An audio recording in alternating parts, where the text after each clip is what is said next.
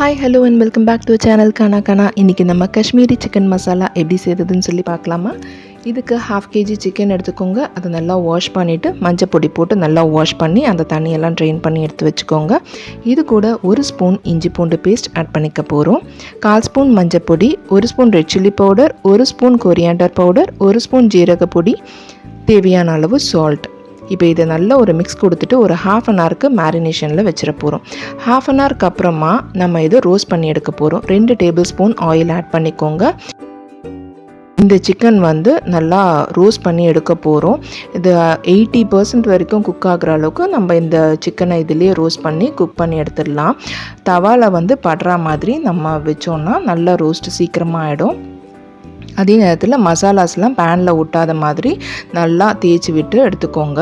ஏன்னா மசாலாஸ் தான் ரொம்ப இம்பார்ட்டண்ட். அதே நேரத்தில் மசாலா கருகவும் கூடாது.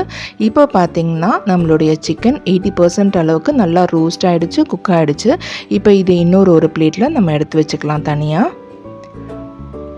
இப்போ இது அப்படியே டிஸ்டர்ப் ஆகாமல் இருக்கட்டும். அதே பேனில் தான் நம்ம அடுத்து எல்லா ப்ராசஸும் செய்ய போகிறோம். 1 டேபிள் ஸ்பூன் ஆயில் ஆட் பண்ணிக்கோங்க. 2 பெரிய வெங்காயம் சாப் பண்ணதை ஆட் பண்ணிக்க போகிறோம். இந்த வெங்காயம் வதங்கிறதுக்கு தேவையான அளவு சால்ட் ஆட் பண்ணி இதை நல்லா வதக்கிக்க போகிறோம். இது நல்லா வதங்கினதுக்கப்புறமா 1 ஸ்பூன் இஞ்சி பூண்டு பேஸ்ட் ஆட் பண்ணிக்கலாம். ஆல்ரெடி நம்ம சிக்கனில் சேர்த்துருக்கனால 1 ஸ்பூன் இஞ்சி பூண்டு பேஸ்ட்டு போதும். 2 பெரிய தக்காளியை நல்லா பேஸ்ட்டாக அரைச்சி எடுத்துக்கோங்க. அதையும் நம்ம இதோட சேர்த்து ஆட் பண்ணிக்க போகிறோம். இந்த தக்காளியோட பச்சை வாசம் போகிற வரைக்கும் நம்ம குக் பண்ணிக்கணும். நம்ம இந்த ரெசிபியை ஸ்டார்ட் பண்ணுறதுக்கு முன்னாடி ஒரு 5 கேஷ்யூ, 5 திராட்சை, காஞ்ச திராட்சையை தண்ணியில் ஊற வச்சுக்கலாம். அந்த ஊற வச்சதை தான் இப்போ நம்ம மிக்ஸி ஜாரில் போட்டு ஃபைனாக அரைச்சிக்க போகிறோம்.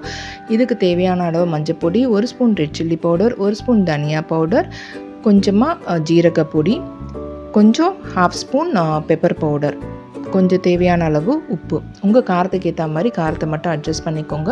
இப்போ இது எல்லாத்தையும் நல்லா மிக்ஸ் பண்ணிக்கலாம். இந்த மசாலாஸ்லாம் வெங்காயம் தக்காளியோடு சேர்ந்து குக் ஆகிறதுக்கு நம்ம க்ளோஸ் பண்ணி கொஞ்சம் ஒரு 3 to 4 minutes குக் பண்ணிக்க போகிறோம்.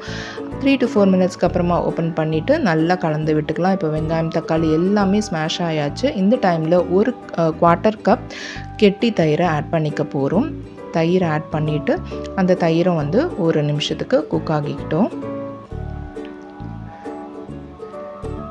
இப்போ பார்த்திங்கன்னா மேலே எண்ணெய் பிரிஞ்சு வர ஆரம்பிச்சிருக்கு. இந்த நேரத்தில் நம்ம அரைச்சி வச்சுருந்தோம் பேஸ்ட் இல்லைங்களா, காஞ்ச திராட்சை அண்ட் கேஷ்யூ, அதோட பேஸ்ட்டை இதில் சேர்த்துக்க போகிறோம். கொஞ்சமாக தண்ணி ஆட் பண்ணி அந்த பேஸ்ட்டை வேஸ்ட் ஆகாத மாதிரி பார்த்து இதில் ஆட் பண்ணிக்கலாம். இப்போ இது ஒரு நல்ல மிக்ஸ் கொடுத்துக்கலாம். இது ஒரு நல்ல ரிச்னஸ் கொடுக்கும், நல்ல டேஸ்ட் கொடுக்கும் இந்த கிரேவிக்கு. இப்போ இதை நல்லா கலந்து விட்டதுக்கு அப்புறமா எண்ணெய் பிரிஞ்சு வருது. அகெயின் நம்ம பாயில் பண்ணி ஆற வச்சுருந்த பால், நான் 3/4 டம்ளர் பால் எடுத்திருக்கேன், அதை இதோடு சேர்த்துக்க போகிறேன். இப்போ இதை நல்லா கலந்து விட்டுக்கோங்க. நம்ம இதில் பால் இதெல்லாம் ஆட் பண்ணுறதுனால காரம் நீங்கள் யூஸ்வலாக போடுறத விட கொஞ்சம் எக்ஸ்ட்ராவாகவே போட்டுக்கோங்க, கரெக்டாக இருக்கும். இப்போ இதை க்ளோஸ் பண்ணி ஒரு 2 நிமிஷம் குக் பண்ணிக்கலாம். 2 நிமிஷத்துக்கு அப்புறம் நம்ம ட்ரை கசூரி மெத்தி லீவ்ஸை இந்த மாதிரி க்ரஷ் பண்ணி ஆட் பண்ணிக்க போகிறோம். இது நல்லா கலந்து விட்டுக்கோங்க. ஃபைனலாக நம்ம ரோஸ்ட் பண்ணி எடுத்து வச்சுருந்தோம் இல்லைங்களா ஸ்டார்டிங்கில், அந்த சிக்கன் பீசஸை இதோட சேர்த்துக்கலாம், அந்த மசாலாவோட சேர்த்துக்கலாம். இந்த மசாலாஸ்லாம் வேஸ்ட் ஆகாத மாதிரி நம்ம எல்லாத்தையுமே கிளியர் பண்ணி எடுத்துக்கலாம். இப்போ இதை நல்ல ஒரு மிக்ஸ் கொடுத்துக்கோங்க. ஃபைனலாக நம்ம டிஷ்ஷை முடிக்கும் போது ஃபைனல் டச்சாக கொஞ்சம் பெப்பர் போட்டோன்னா இன்னும் இந்த டேஸ்ட்டை என்ஹான்ஸ் பண்ணோம். இப்போ எண்ணெய் பிரிஞ்சு வந்திருக்கு பார்த்திங்களா, இந்த டைமில் 1/4 ஸ்பூன் பெப்பர் பவுடர் ஆட் பண்ணிக்க போகிறேன். தேவைப்பட்டதுன்னா கொத்தமல்லி கொஞ்சம் ஆட் பண்ணிக்கலாம்.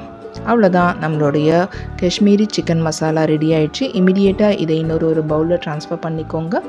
அவ்வளோதான். இது சப்பாத்தி, பூரி, நான் இது எல்லாத்துக்குமே ரொம்ப நல்லாயிருக்கும். க்ரீமியாக ரிச்னஸோடு நல்ல டேஸ்டியாக இருக்கும். உங்களுக்கு பிடிச்சிருந்ததுன்னா லைக் பண்ணுங்கள், ஷேர் பண்ணுங்கள், மறக்காமல் சப்ஸ்கிரைப் பண்ணுங்கள். இன்னொரு இன்ட்ரெஸ்டிங்கான வீடியோவில் உங்களை மீட் பண்ணுற வரைக்கும் it's bye bye from Latha Kannan. Thanks for வாட்சிங்.